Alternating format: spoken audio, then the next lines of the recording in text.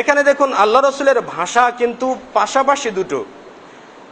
যে আমার মৃত্যুর পরে বেঁচে থাকবে সে অনেকগুলো ইখতিলাফ দেখতে পারবে। ইখতিলাফ ছেড়ে দিয়ে আমল করবে কিসের? আলাইকুম বিসুন্নতি ওয়া সুন্নাতিল খুলাফায়ে রাশিদিন, আমার এবং খোলাফায়ে রাশিদিনদের তরিকার উপরে থাকা, এটা হচ্ছে আবশ্যক। তাহলে বোঝা যায় যে বিদআত এবং ইখতিলাফ দুটো একে অপরের ভাই বোন হতে পারে, মানে দুটো কাছাকাছি বিষয়। বিভক্তিকে কেন্দ্র করে বিদআতের উৎপত্তি হয়। যেমন আপনারা হয়তো বা এর আগে শুনেছেন যে ফাতেমি খেলাফত প্রতিষ্ঠিত লাভ করেছিল 297 হিজরিতে। 297 হিজরি থেকে নিয়ে প্রায় ফাতেমি খেলাফতের বিস্তৃত ছিল 567 হিজরি পর্যন্ত। 567 হিজরিতে সালাউদ্দিন আইয়ুবী রাহিমাহুল্লাহ, তিনি অর্থাৎ যাকে গাজী সালাউদ্দিন আইয়ুবী বলা হয়ে থাকে, এই গাজী সালাউদ্দিন আইয়ুবী তিনি শিয়া খেলাফতের বিলুপ্তি ঘটান। তিনি তার মেধা এবং যোগ্যতায় ময়দানে সর্বক্ষেত্রেই তিনি এই ফাতেমি খেলাফতের বিলুপ্তি ঘটান।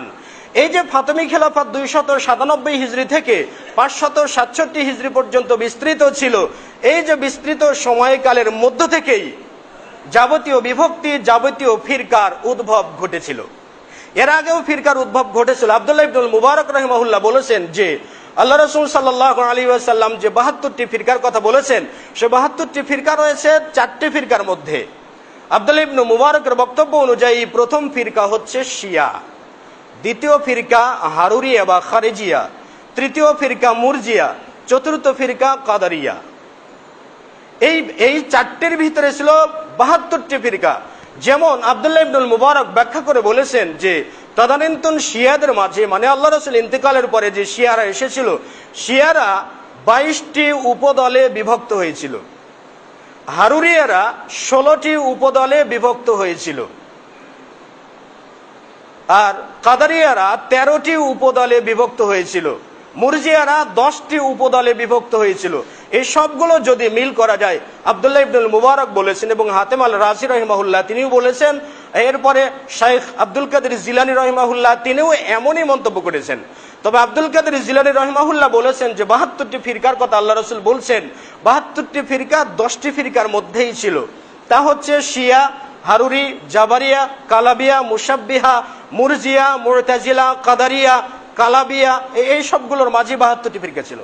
তাহলে আল্লাহ রাসূল বললেন যে আমার মৃত্যুর পরে যারা জীবিত থাকবে, তোমরা যারা থাকবে, তারা অসংখ্য অগণিত ইখতিলাফ দেখতে পারবে। সেই ইখতিলাফগুলো ছেড়ে দিয়ে উত্তম হচ্ছে, তোমাদের জন্য আবশ্যক হচ্ছে আলাইকুম বিসুন্নতি ওয়া সুন্নাতিল খুলাফায়ে রাশিদিন আল মাহদিয়িন।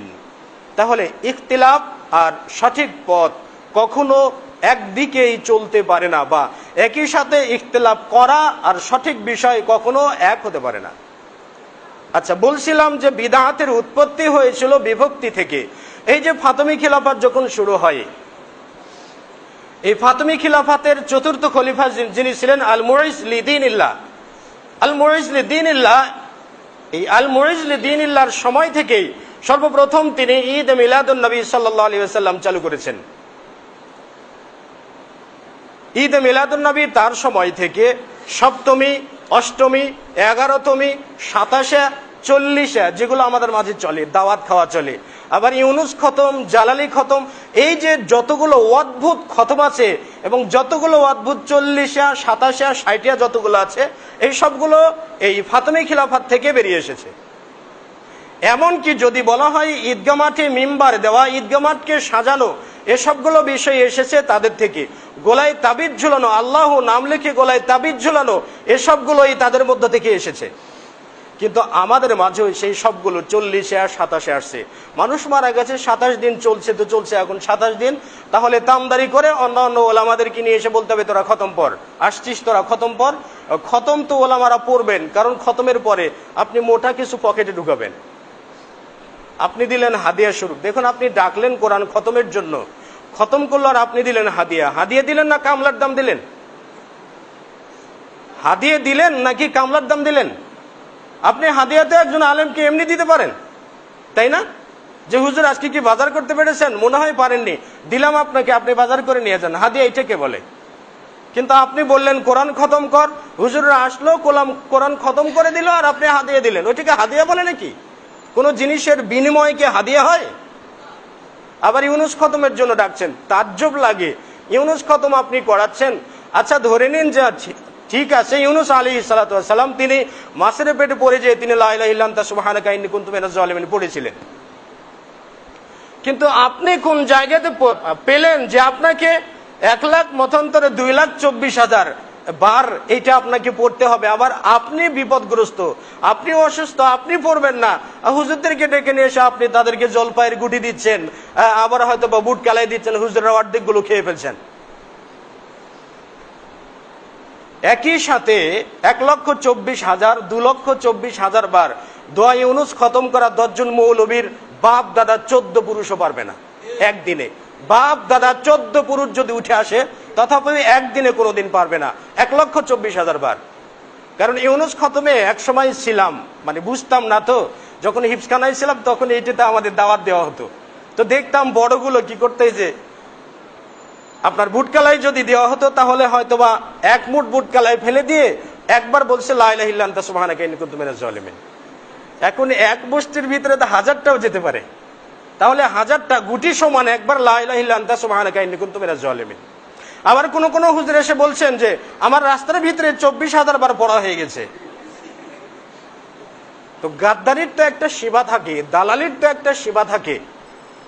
ইসলামের সাথে আপনি গাদ্দারি করবেন, এত ভয়ঙ্কর গাদ্দারি করবেন, আবার যেটার কোনো দলিল নেই।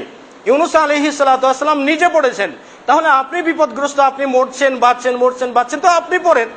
আপনি পড়া বাদ দিয়ে কামলা নিয়ে আসলেন, আর হুজুর আগে বলে দিয়েছে প্রত্যেকটা ব্যক্তিকে কিন্তু 3,000 করে দিতে হবে। বলে হুজুর এটার কোনো সমস্যা নেই, হুজুর শর্ত করে দিলেন আপনাকে টাকা দিতে হবে, আর ইউনুস খতম নিয়ে আপনি হুজুরকে টাকা দিচ্ছেন আর বলছেন হাদিয়া দিলাম। কেন? ইসলামকে কি কেনা বেচার কোনো দ্রব্য পেয়েছেন? তো বলছিলাম যে ফাইন্না কুল্লা মুহদাসাতিন বিদআ, প্রত্যেকটা মুহদাস, প্রত্যেকটা নতুন আবিষ্কৃত বিষয় এটি হচ্ছে বিদআত। আর এগুলোও কি নতুন আবিষ্কৃত বিষয়। গলায় তাবিজ, আপনি তসবিহ পড়বেন, এই তসবিহটাও আপনি আবার তাসবিহ গোনার জন্য আপনি মাধ্যম হিসেবে গ্রহণ করেছেন একটা মালা, তো এই মালাতে আপনি তাসবিহ গুনবেন, তাসবিহ করবেন আল্লাহ তাআলার, আপনি আবার গুনতে যাবেন মালাতে। আল্লাহ তাআলা কি আপনাকে গুনে গুনে সওয়াব দেবেন? আল্লাহ আপনাকে গুনে সওয়াব দেবেন না, আর আপনি গুনে গুনে তাসবিহ পড়ছেন আল্লাহ তাআলার দরবারে। 1000 বার বললাম, 2000 বার বললাম, মানে কি করে ফেলেছে। তো এই যে বিদআত যে বিষয়গুলো আছে, এই বিষয়গুলো থেকে আমাদেরকে অবশ্যই বেঁচে থাকতে হবে। আর বিদআতের পরিণতি কোনোদিন ভালো হয় না। আল্লাহ রাসূল সাল্লাল্লাহু আলাইহি ওয়াসাল্লাম বলেছেন আবগাদুন নাসি ইলাল্লাহি সালাসাতুন, 3 শ্রেণীর ব্যক্তির উপরে আল্লাহ রাব্বুল আলামিন সবচাইতে বেশি রাগান্বিত থাকবেন, সবচাইতে বেশি ক্রোধান্বিত থাকবেন। এক হচ্ছে মুলহিদুন ফিল হারাম, মসজিদে হারামের এরিয়াতে, এই এরিয়াতে কোনো হত্যার কার্য সম্পাদন করা, মুলহিদুন ফিল হারাম, লাহাদের কাজ সম্পাদন করা। এরপরে 2 নম্বরে আল্লাহ রাসূল সাল্লাল্লাহু আলাইহি ওয়াসাল্লাম বলছেন মুবতাগিন ফিল ইসলামি সুন্নাতাল জাহিলিয়া, ইসলামের মাঝে জাহিলি জামানার কোন সুন্নাতকে চালু করে দেওয়া। আপনারা হয়তো জানেন সমাজে মজলিসের প্রচলন রয়েছে। রমজান আসবে, জিয়ারতের আয়োজন করবে, 2-3টা গরু জবাই করে মজলিস করবে। এই মজলিস করা সর্বপ্রথম মনে হয় মজলিস করেছিলেন হাতেম আল তাই, নাম শুনেছেন? হয়তোবা যে ব্যক্তি বেশি খরচ করেন তাকে আমরা হাতেম তাই বলে থাকি। তা আসলে হাতেম তাই নয়, ব্যক্তির নাম হাতেম আল তাই।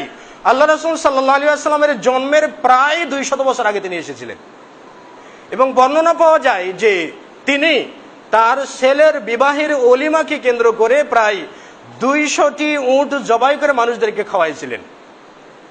আজকে না হয় 200 উট জবাই করলে খাওয়ানোর মানুষ হয়তো খুব কষ্টে পাওয়া যাবে, কিন্তু তখন কি এত মানুষ ছিল না।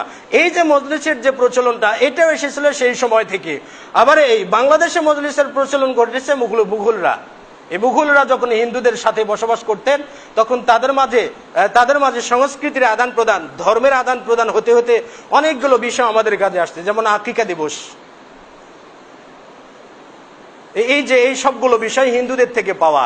তাহলে মূলত বিদআতের চালু হয়েছে বিভক্তি থেকে, আর বিভক্তি চালু হয়েছে অন ইসলাম থেকে, ধর্মবিদ্রোহী ধর্মদ্রোহিতা থেকে আবিষ্কৃত হয়েছে বিভক্তির, আর বিভক্তি থেকে আবিষ্কৃত হয়েছে বিদআত। তাহলে এই বিদআতকে কি আমরা প্রশ্রয় দিতে পারি? দিতে পারি না। মুসলিমদের যে রুল থাকে, মুসলিমদের যে নীতি থাকে, সেই নীতিটা হচ্ছে কোরআন সুন্নাহ অনুপাতে যে আমলটা আমরা পাবো তৎক্ষণাৎ এটা মেনে নেব, এবং কোরআন সুন্নাহ অনুপাতে যে আমলটা কোরআন সুন্নাহর দলিলে প্রতিষ্ঠিত নয় সে আমলটা বর্জন করে দেব। আচ্ছা, সুন্নাত মানা, আল্লাহ রাসূল যা বললেন তা মানা নির্ভর করছে আপনার ভালোবাসার উপরে। যে যত আল্লাহ রাসূলকে ভালোবাসে তে ততটাই আল্লাহ রাসূলের অনুসরণ করতে ততটাই প্রতিজ্ঞাবদ্ধ। তাহলে যে যত যাকে ভালোবাসে সে ততই তার প্রতি দুর্বল থাকে। একজন ব্যক্তি আর এক ব্যক্তিকে যদি ভালোবাসে, সেই ভালোবাসাটা যদি চরম পর্যায়ে পৌঁছে যায়, তাহলে ওই ব্যক্তির যাবতীয় অন্যায় কর্মগুলোও তার কাছে ভালো লাগে। তো আপনি আল্লাহ রাসূল সাল্লাল্লাহু আলাইহি সাল্লামকে কতটুকু ভালোবাসেন এর উপরে নির্ভর করছে আপনি কতটুকু বিদআত থেকে দূরে থাকতে পারবেন এবং কতটুকু আল্লাহ রাসূল সাল্লাল্লাহু আলাইহি সাল্লামের তরিকা অনুযায়ী চলতে পারবেন। আল্লাহ রাসূল